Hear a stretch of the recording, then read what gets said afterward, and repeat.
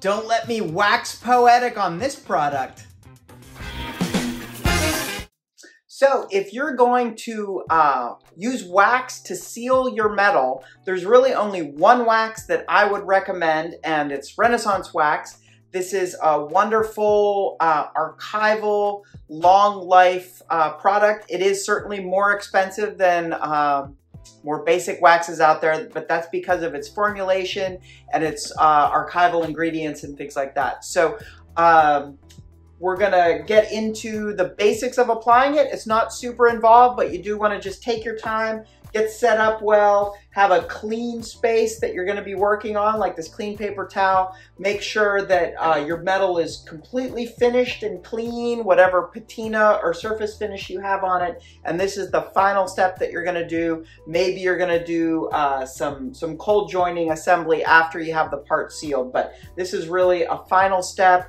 I like to use nitrile gloves so that I'm not going to get any oils from my hands onto the piece that might mix in with the wax or might discolor it as it ages and everything. So let's zoom in and see how it goes. Okay, so I've got my piece here. It's done, finished. All I need to do is seal it so it's not going to further oxidize and discolor. So I have a dedicated cloth just for my Renaissance Wax. And just following the basic instructions on the container, you're going to just buff in a small amount on the surface. You'll see that it will dull it slightly, so some people aren't thrilled with this as a finish on the metal because it does take a shinier finish and just sort of dull it down just a little bit. We have that. It's been rubbed on.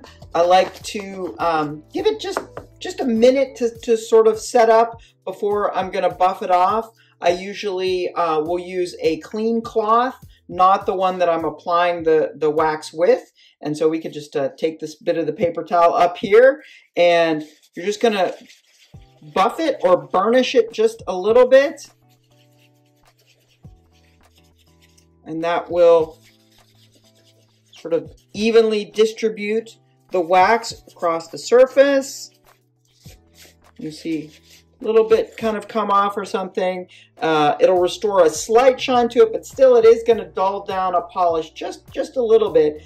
But it's certainly worth it in the long run where you're not going to have oxidization and your copper darkening and things over time with it fully sealed with the wax. So I know it's a pretty basic process, but slow down at the end, take your time, get set up with nitrile gloves, clean cloths, and definitely don't take any shortcuts. If you're going to wax your pieces, definitely want to go with Renaissance Wax.